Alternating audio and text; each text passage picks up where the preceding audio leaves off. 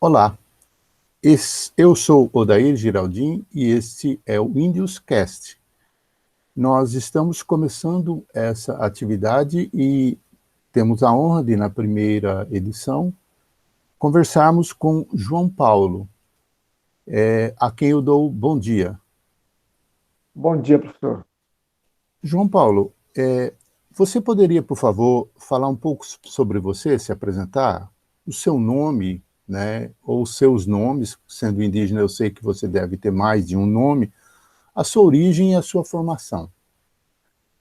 Então, eu sou João Paulo, sou indígena da etnia tucano, do Alto Rio Negro, sou graduado em filosofia, mestre e doutorando em antropologia pela UFAM. E também tenho o meu nome indígena, né, que é Yupuri. Ok. João Paulo, eu queria saber, a partir da sua origem, né, da sua formação, como que você interpreta a forma como o Brasil e os brasileiros não indígenas pensam sobre os povos indígenas e como, né, você vê como um indígena, como que os não indígenas se relacionam com os povos indígenas? Primeiro ponto é a gente olhar, né, pela própria história de contato, né? Nós, povos indígenas, somos olhados pela sociedade em geral a partir de um imaginário, né, construído ao longo da história de contato. Povos que moram na floresta, povos que moram na beira do rio, povos que não têm conhecimento, povos que não têm líder, né, povos que não têm escrita, povos que não têm Deus, né, não têm fé.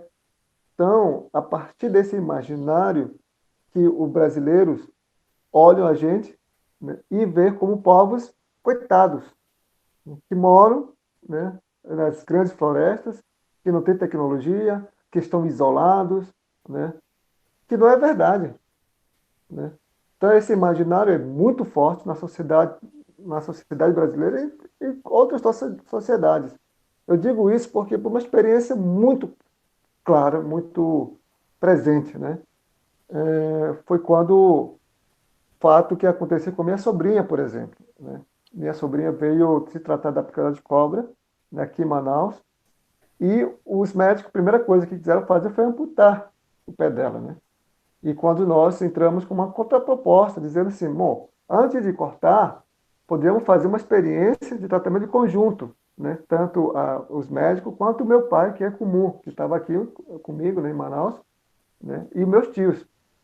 E o médico simplesmente ignorou toda a nossa proposta. Não quis aceitar de jeito nenhum, dizendo o seguinte, que não ia permitir a entrada do pajé no hospital, né? Cantando, dançando, pulando, fazendo barulho com tambor, fumaça, né?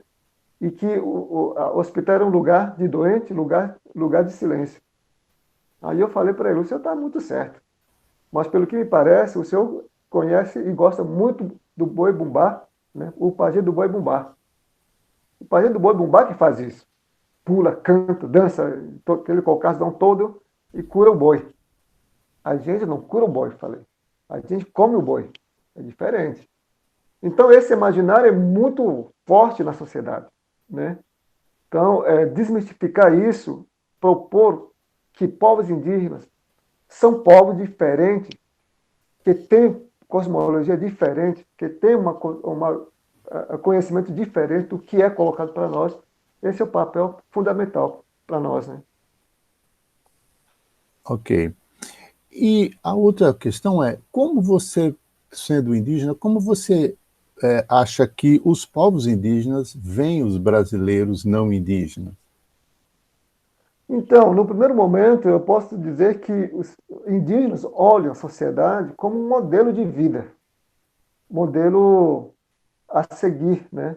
Porque os não indígenas, eles mostram uma imagem que ter as coisas, como por exemplo, ter casa bonita, ter carro, ter as coisas, né?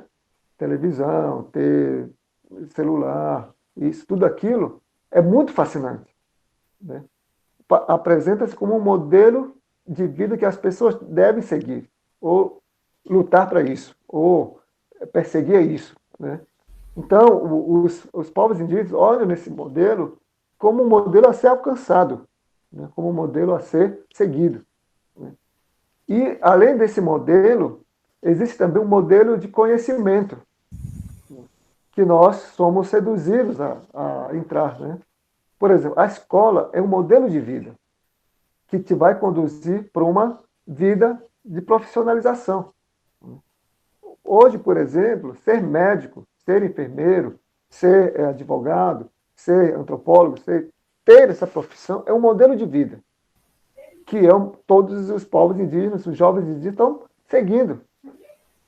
E cada vez mais estamos afastando do nosso modelo de conhecimento indígena, né? Ok.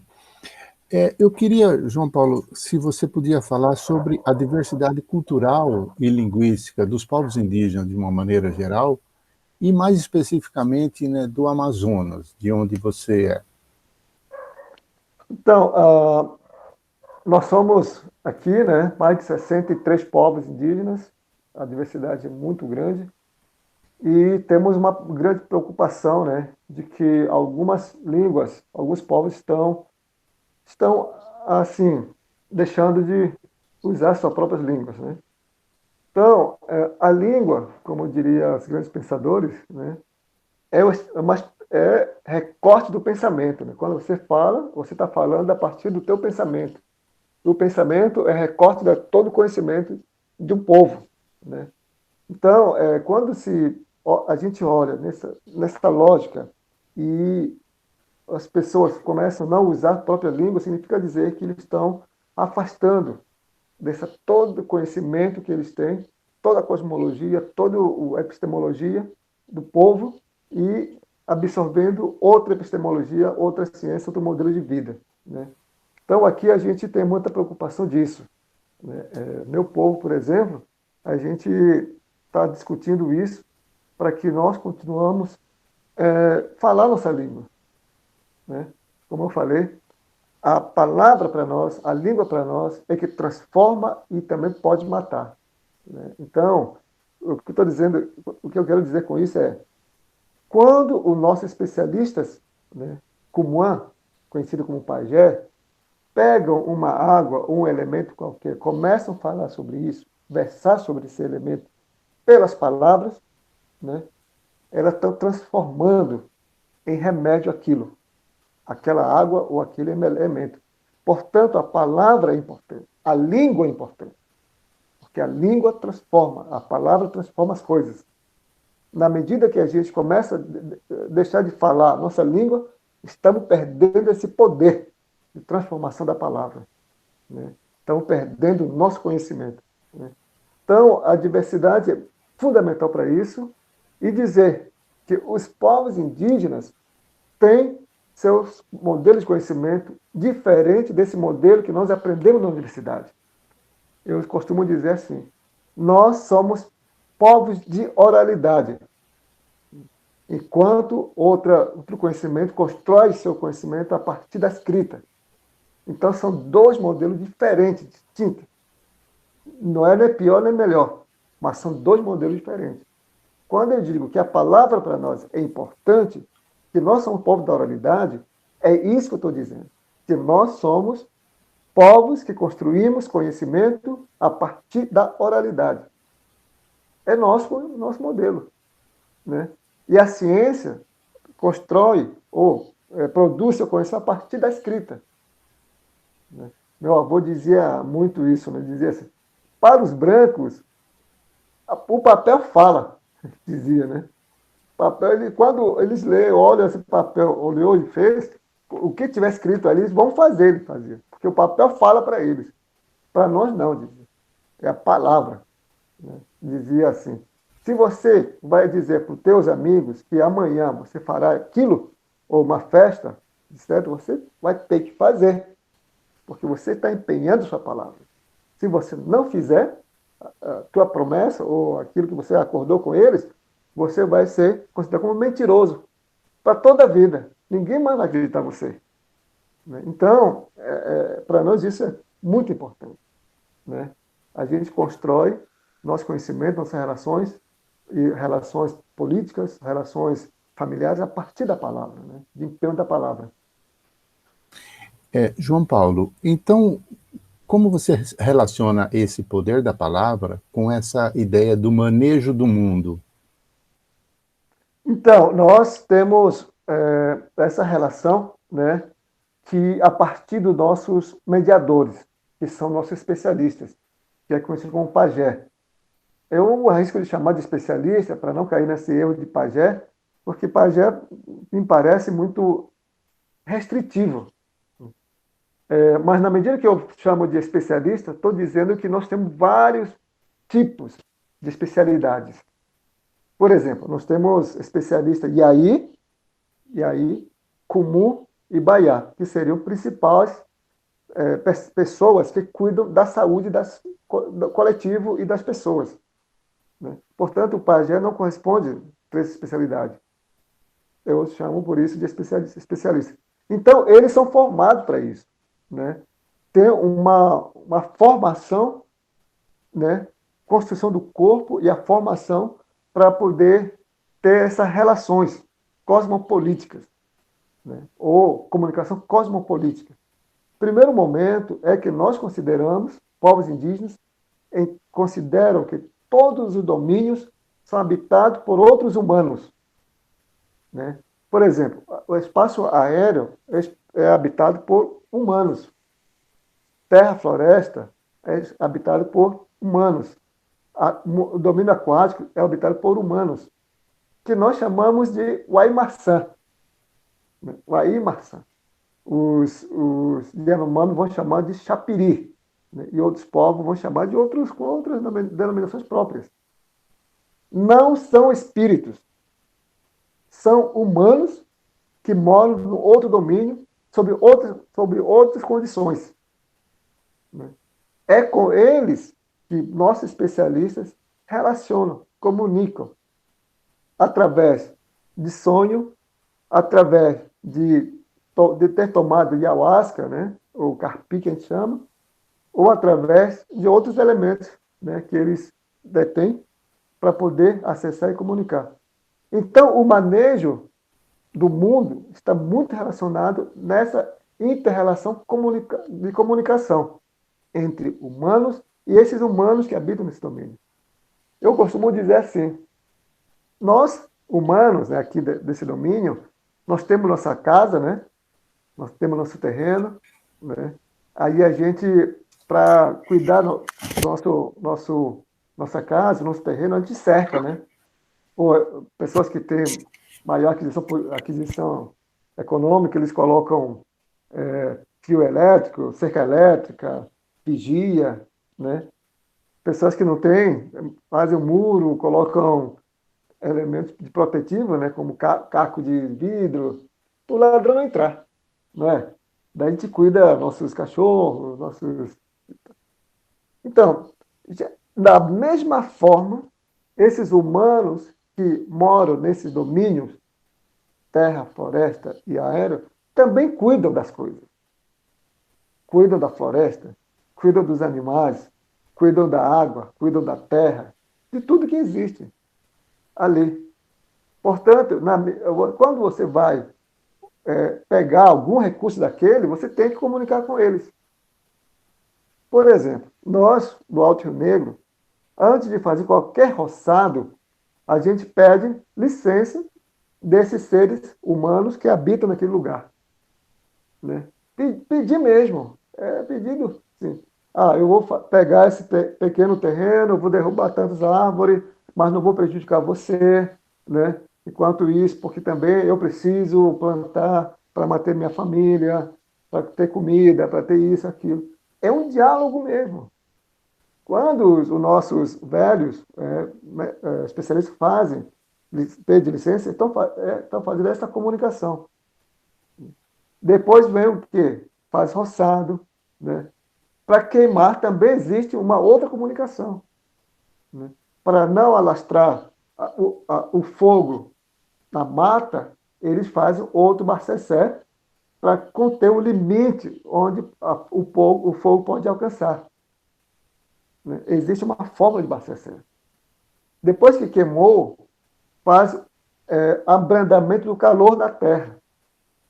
Né? Dizem assim, o, a terra pegou fogo, ela é quente. Por isso você não pode plantar. Mas antes de plantar, você tem que abrandar o calor da terra. Então tem o bacessé, o benzimento para isso, para abrandar o calor. Feito isso, outra parte é adubar a terra. Né? Adubar significa invocar todos os bichos que fazem como minhocas, né? Que trabalham a terra, para adubar. Né? Depois vem a parte principal, que é colocar aquela terra ou aquele roçado como um corpo de mulher. Fazer parte do corpo da mulher. Fazer a extensão da vida da mulher. Para ela cuidar do roçado. Para as plantas identificarem com ela. Né, comunicarem com ela. Então, o manejo não é simplesmente você pegar, deixar isso, aquilo. Não. Portanto, eu costumo dizer, professor, que se existe essa proposta de desenvolvimento sustentável, não sei o quê, etc., se ficar preso nessa lógica de manejar, cuidar das coisas, para mim não tem nenhum sentido. Né? Manejar para nós significa isso: comunicar, né? Interagir com esses Interação. humanos. Interação. Né? Interessante. Então, João Paulo, pegando esse gancho, né, qual que você vê que é a importância para os não indígenas em estudar o conhecimento dos indígenas a respeito da história, da língua, do universo e tudo mais? Qual a importância, né, de conhecer esses cosmos, cosmologias e epistemologias, histórias e cultura dos povos indígenas? O que os não indígenas ganhariam se conhecesse mais os povos indígenas? Uhum. Então, professor, os nós indígenas têm que olhar nós, povos indígenas, como povos diferentes, povos que têm outros conceitos, não esses conceitos que são aprendidos nas universidades, nas escolas. São povos que, conforme dado arqueológico, nós estamos nessa terra há 14 mil anos. Há 14 mil anos, os povos indígenas estão manejando as coisas, manejando a terra, a floresta, os rios, os animais, e desenvolvendo tecnologias, tecnologia de alimentação, tecnologia de cerâmica, tecnologia em remédios, né? Tecnologia em cuidado do corpo. Né? E esse modelo de conhecimento que nós aprendemos na universidade chegou agora, 521 anos. Na frente do nosso conhecimento, ela é criança, ela é, né? Um bebezinho. Mas bebezinho. Né? Mas nós fomos obrigados a negar todo esse nosso conhecimento. E nós somos obrigados a negar. Na medida que nós entramos na escola, na medida que nós estamos sendo catequizados, na medida que nós entramos na cidade, nós somos obrigados a negar esses conhecimentos. Né? Portanto, eu costumo dizer, professor, que nós estamos diante de dois modelos de conhecimento diferentes, que é o modelo que nós aprendemos na universidade, nas escolas, ocidental, via escrita, e esse modelo que eu acabo de falar, que é o nosso modelo indígena. Né? Por exemplo, o conceito de corpo, que eu estou trazendo uma discussão na tese, é isso. Né? Bom, muitas vezes, os não indígenas acham que os especialistas indígenas, ou seja, os pajés, estão rezando, estão benzendo, né, para curar, ou estão fazendo ritual para curar a pessoa. Essa imagem muito presente na sociedade em geral. Rezador, benzedor. Não tem nada a ver. O que eu estou trazendo para o debate, para o tese, é isso. que existe um conceito muito bem claro pelos povos indígenas do Alto Rio Negro sobre o corpo. O segundo que eu estou trazendo no debate é o corpo humano é síntese de todos os elementos que estão em nosso entorno. Né? O corpo é água, o corpo é vegetal, o corpo é animal, o corpo é terra, o corpo é ar, o corpo é luz, né? E tem um nome, o nome é importante. Então, é a partir desse conceito que se tem que eles começam a agir sobre o corpo para cuidado da saúde, né? Então, é equívoco pensar que nós indígenas não temos conceitos. Nós temos conceitos, sim, né? Daí vem também a discussão sobre ataques do corpo. Quais ataques que o corpo sofre? E tem vários. E quais são os métodos de cuidado da saúde? Prevenção, cuidado e cura. Então, por trás de uma ação de um comum ou de um pajé, existe o conceito sobre o corpo. Né? Eu costumo dizer, nenhum médico, nenhum enfermeiro vai agir sobre o corpo se ele não tiver noção muito bem clara do que é o corpo. Só vai agir, o médico só vai intervir sobre o corpo na medida que ele souber o que é o corpo.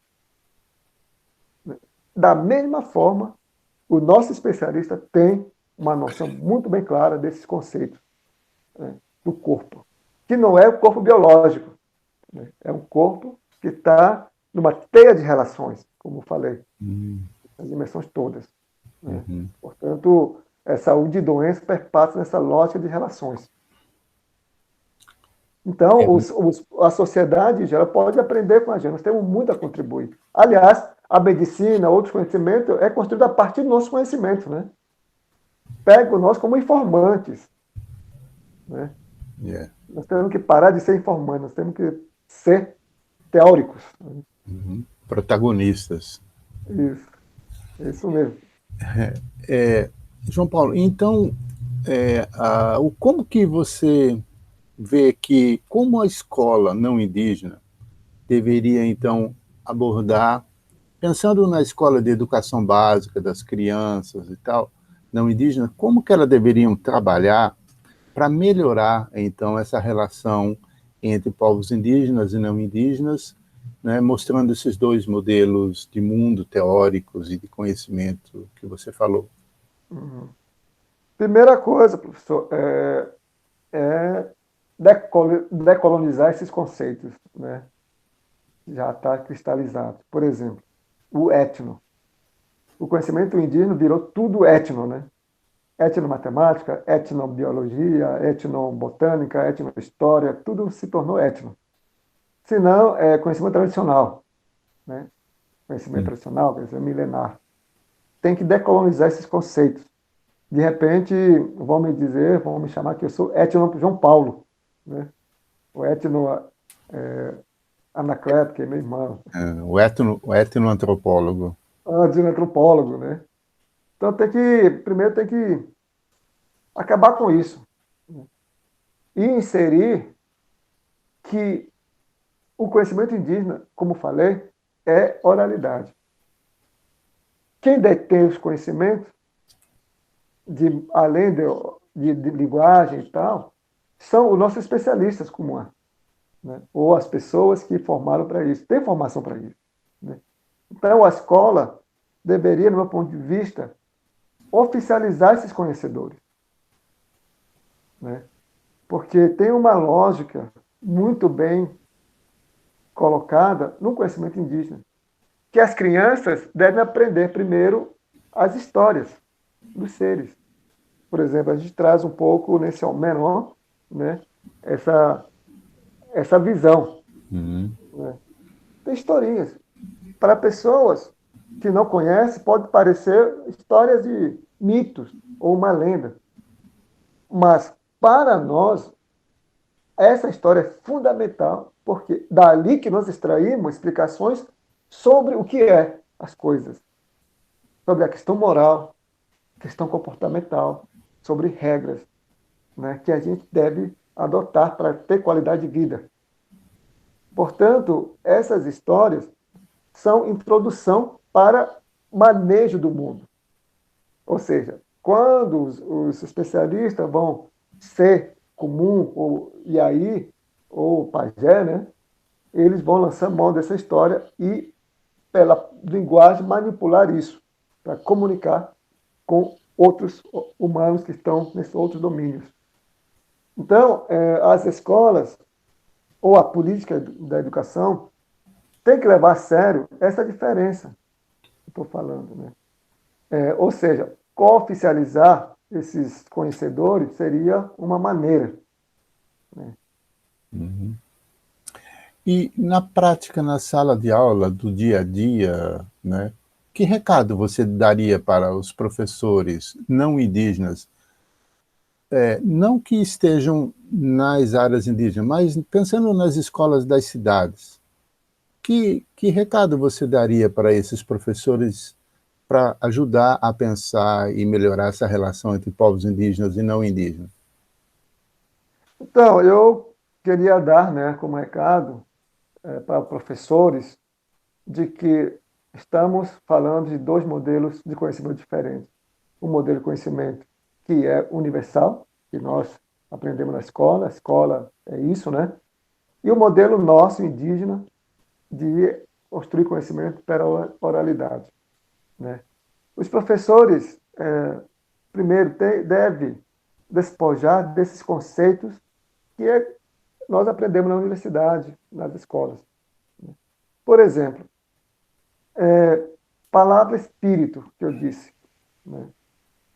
Na cosmologia, no nosso conhecimento, não existe palavra espírito, né?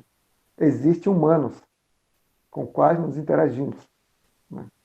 Na nossa palavra, na nossa cultura, por exemplo, do tucano, não existe palavra sagrado.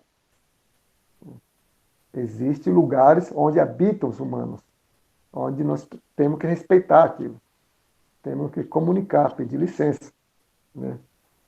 Então, são essas palavras que distorcem muito o conhecimento indígena e o nosso conhecimento é olhado a partir de um conceito da religiosidade, da religião.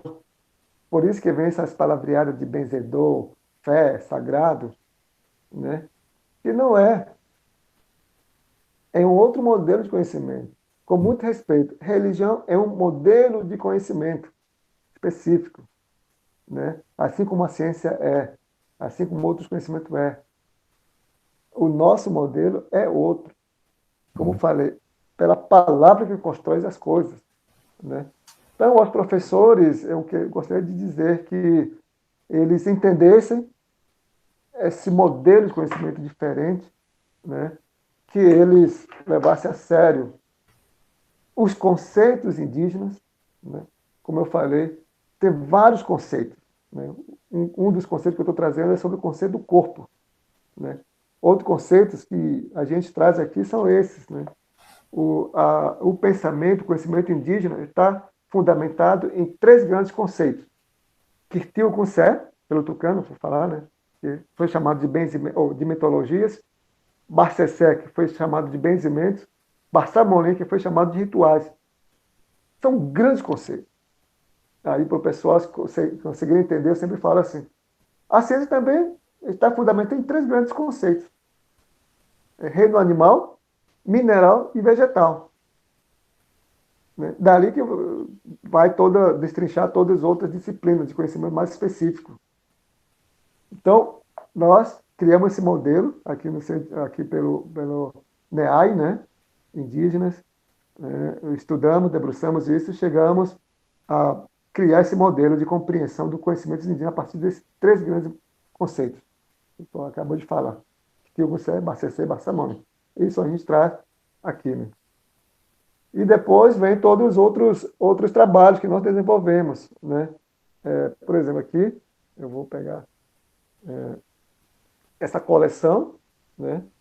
É coleção de reflexividade indígena. O meu trata sobre o domínio aquático, né? Os seres que habitam no domínio aquático. Outro livro trata sobre domínio terra-floresta. né, como que nós organizamos e quais seres que habitam e por que é importante a gente interagir. E o outro livro, esse azul, traz sobre debate sobre espaço aéreo, como que nós organizamos espaço aéreo, né, sobre constelações e relações que a gente tem com esses humanos que habitam nesses domínios.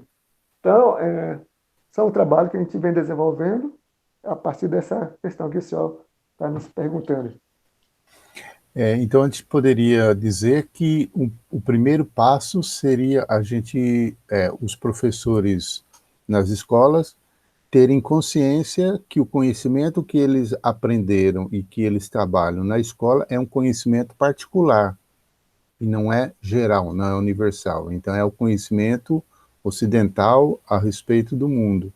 E quando se refere a um povo indígena, aos povos indígenas, ter clareza de consciência de que aqueles povos indígenas têm um outro modelo de conhecimento, uma outra forma, e que, portanto, eu não posso usar as categorias e conceitos que são familiares para mim, pelo tipo de conhecimento que eu recebi, para analisar, interpretar e entender o universo, comportamento e vida desses outros povos. Não é isso? É isso mesmo. É o caminho. É o primeiro passo. É o primeiro passo, né? Eu sempre costumo dizer aos médicos, né, ou enfermeiros, os teus parentes não querem tomar a vacina.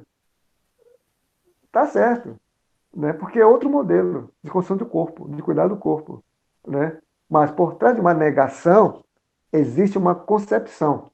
Uhum. Né? Então, cada fato traz um comportamento, né? Assim como os Kumus, Baiá, fazem essa intermediação e interlocução, né, entre esses vários domínios, é preciso também, né, que se criem condições para fazer essa interlocução entre esse domínio desses humanos não indígenas com os humanos indígenas, né, porque como se tivessem em domínios diferentes. E precisa ter um diálogo, uma interlocução. Exatamente, professor. É isso mesmo. Tá certo. João Paulo, eu agradeço muito, né, pela sua gentileza em conversar com a gente. Esse será o primeiro podcast dessa série que nós estamos produzindo e eu fico muito feliz com a sua participação. Eu que agradeço, professor, por essa oportunidade de estar interagindo e estar falando nosso conhecimento para além desses conceitos já conhecidos, né? É muito importante para nós. É a partir dessa interlocução, esse diálogo, que nós podemos construir um diálogo simétrico, né? Entre conhecimento ocidental, entre o nosso conhecimento. Nem Tá um nem certo? outro, pior, melhor, né? Mas são modelos de conhecimento. Modelos de conhecimento diferente, aprender a conviver com a diversidade e com a diferença. Isso. Tá certo. Esse foi um episódio do Indioscast. Até a próxima. Obrigado.